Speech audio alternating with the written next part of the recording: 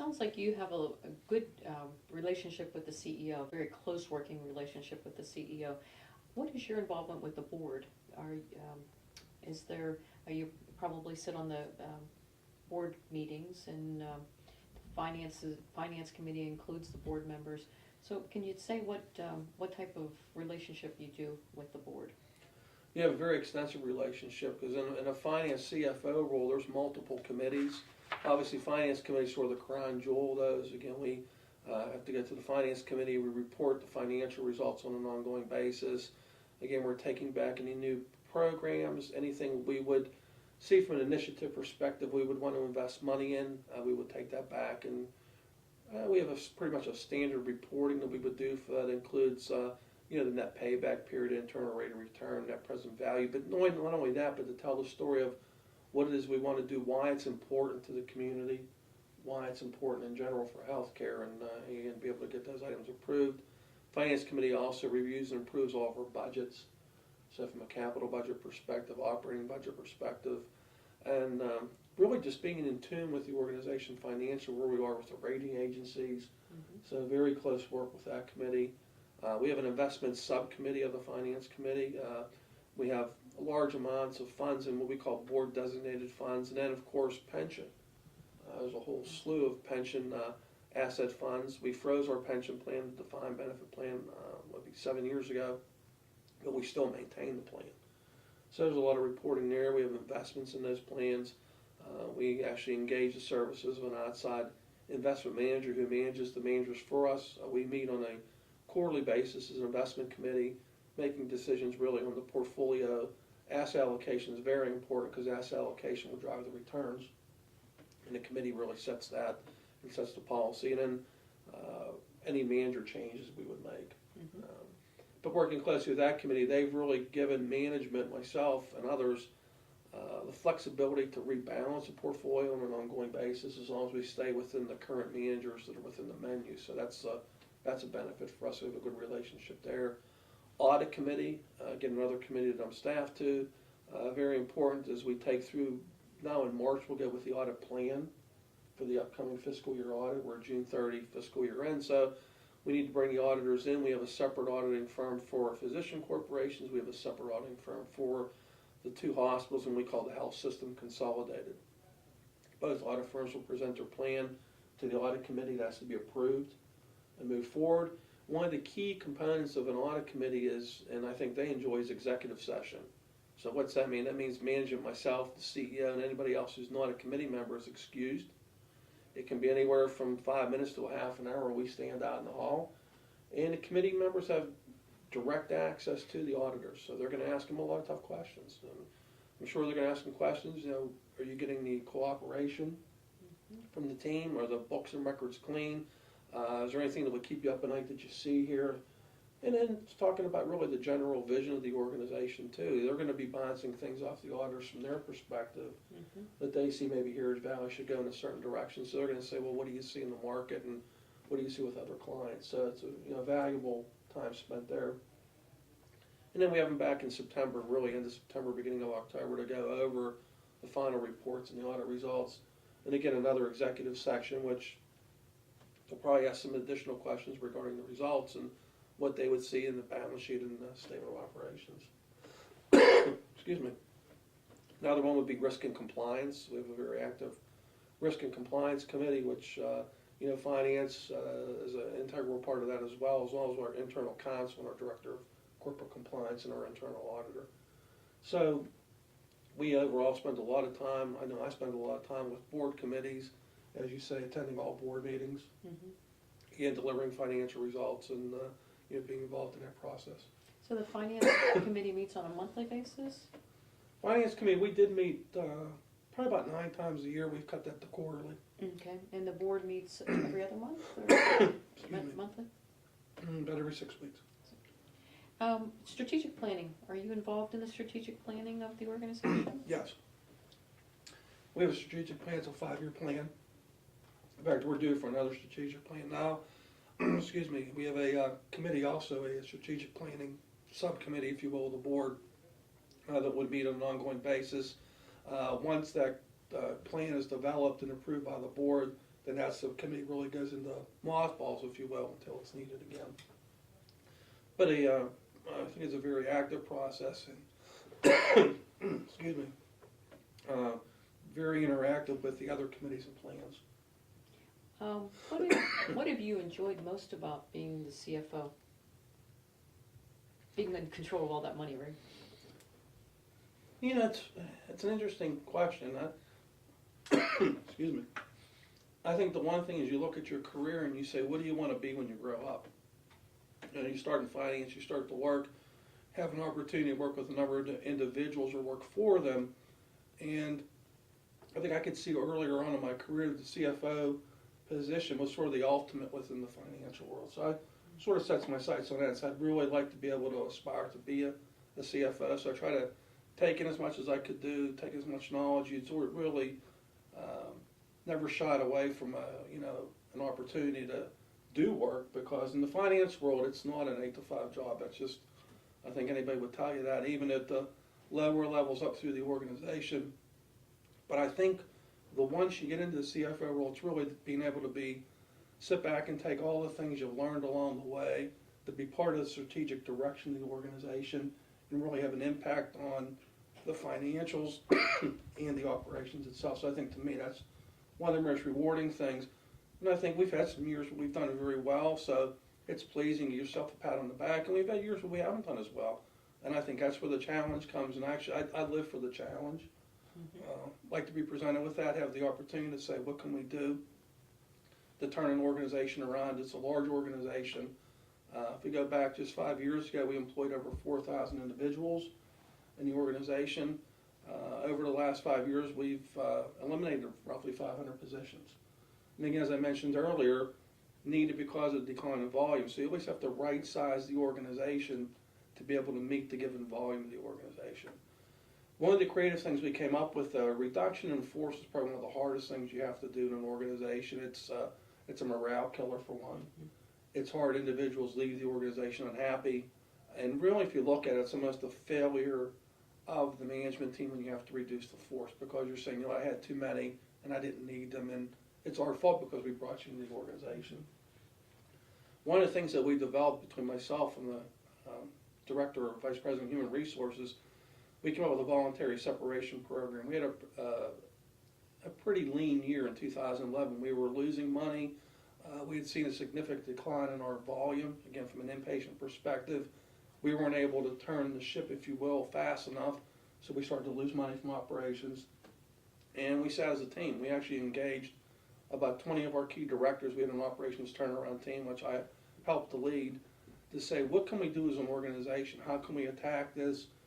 We sort of laid the framework out, had everybody go back to their respective areas and then come back with their plan, so to speak, or the recommendations. We put everything up on a board and sat back and looked, and it all came reduction in force, some draconian measures.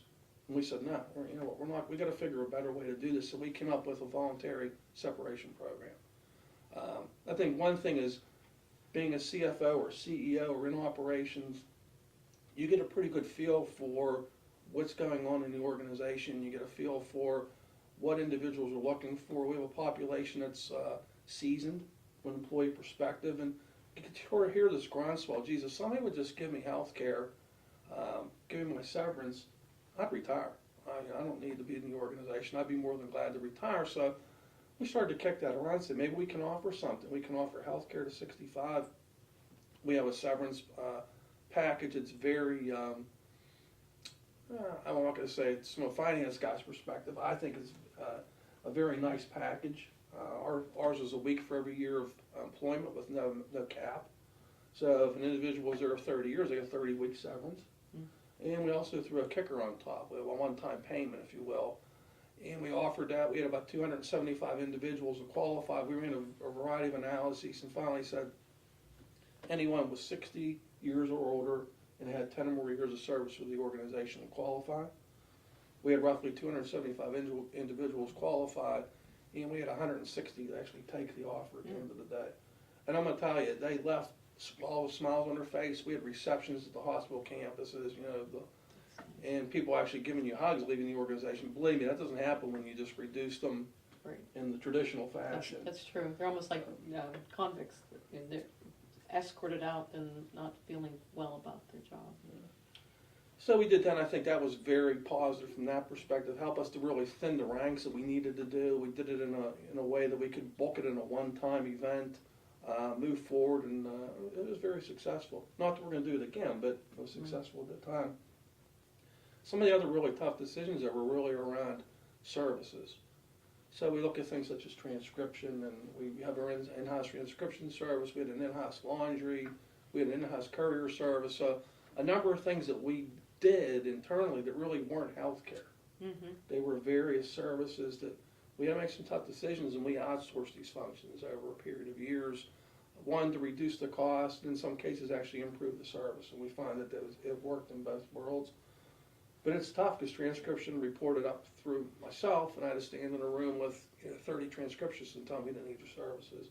That's probably what you liked least about I your liked job. least about that. Yeah. And I'm going to tell you, you got 30 different reactions. It was interesting because our CEO came into the back of the room and nobody could see him because he was standing behind them. And he even said, I've never seen you like that because emotionally it was hard. It's like leaving your family go. Oh, yeah. Many of the people. Well, you had people crying and people putting their heads down, people mad, they're yelling at you. I mean, it was just this whole array of reactions, and you're standing up, you don't really feel good about doing it. So that stuck in my head because we did that before we did this other offering, and trying to figure a better way, how could we do something similar but yet have people or individuals leave the organization happier. So what do you look for whenever you're hiring someone into your department or into the hospital? What type of characteristics are you looking for? Individually, when I look, I take a 60-40 approach. My approach is 60% personal skills, personality, personal traits that I can see during an interview process, 40% technical. Technical side, if you have the ability, we all do things differently. So we do accounting differently than any organization does in the city. I've worked, as I told you before, in probably 4 or 5 different organizations. But if you have the technical skill, we can get you there. I can't train your personality. I'm not going to make you any different when you come in the door. So to me, if I see something that raises a red flag during an interview from a personality perspective, I'm not going to hire the individual. So if they have the clay to mold, it's, if they have a positive attitude, someone that looks like a team player, they're someone that you would gravitate towards. Exactly. Now these are undergraduate and graduate students in health administration. They're all looking for a position in healthcare at some point. What advice do you have for them? Why? Just kidding. Healthcare's a tough market. I think my advice from my perspective, and my career has been really dig in. You're going to have to work hard. You're going to know that going in, but I think you will get the reward from it personally. I think you'll get it from a standpoint of organizationally. I think you have to really do is one thing, you have to listen. I've learned that in my career. I think I wasn't such a good listener out of school. You're brash and you think you know everything, and you really learn a lot about it, what goes on in an office environment. I think you have to listen. I think you have to be respectful of others. And I learned from somebody that I worked with was a really excellent manager and really taught me it's not what you say, it's how you say it. Mm-hmm. And I think I can tell you something 2 ways. I can tell you this way and you're going to like it. I can tell you the same information in a different way, you're not going to like it. And you have to learn to be able to deliver, whether it's difficult news, whether it's easy news, but I think you have to really be able to deliver information that will look at you, you have respect, you have credibility, and again, you're doing it in a way that's positive, not negative. With emails anymore too, it's sometimes an email can say a message in one way and someone could interpret it in a totally different way. I think from an email perspective, I will tell you, you're going to get things, and I know I get them because I get a lot of email every day, and you'll read them, and sometimes your initial reaction is, I'm going to send an email out, type it, don't send it, and just delete it. Take a walk around the building and then come back and look at it. Take a walk around, delete it, because if you send the first thing you think and type down, it's probably going to be a mistake. Yeah, and so I think so many people don't realize how emails can live forever. They'll recreate it someplace in the future. Well, one thing I've learned, we've hired an in-house counsel, and I've learned a lot from her in the 4 or 5 years she's been there, but anything in email is discovery, so always remember that. It's a permanent record. Yeah. Whenever we were talking to Tom White, the retired CEO, one of his advice to the students was learn finance, because finance is so important. And from my background being in quality, finance sometimes is a foreign language. And anything you want to say about that as far as hospital administrators and their knowledge of finance, or even managers and directors, how important it is? Well, I think it's important because you're all required as a hospital, as a manager, as a director, even at a higher level. Everybody has to deal with a budget process. Everybody's responsible financially for their operation. You may be a pure operations person, you could be a clinical director, but yet you still have an overall financial responsibility, maintaining a budget, as we talked about before, putting a capital budget together. So I think it's important to have some basic concepts and understanding. I think one thing I'm blessed with, our CEO was the former CFO. As I told him the other day, it's a blessing and a curse. The blessing is I can talk to him and he gets me. He understands exactly where I'm at and what we're talking about because he understands the finance world. The curse is I can't pull the wool over his eyes. The curse is he understands what the curse is he understands it. So I don't have a lot of latitude there with him. So. Any final comments you want to make? Anything that we haven't touched upon, or anything that you want to say to the students? To me, healthcare has been a very rewarding experience. I've been in it for 36 years now, so grown up in it, will last my whole career in it. Hopefully, be able to make it 4 or 5 more years till I can retire. But I think it is because I think you can look and say, as an organization, we treat people, we treat patients. I think our mission, the mission is very important, and I think when you look at yourself and you can say you were part of that. So improving the well-being of all the members in the communities we live. Think of all the things we do for the community, again, for patients, for their families. I think the work environment's been great. I've been able to really forge a lot of good working relationships.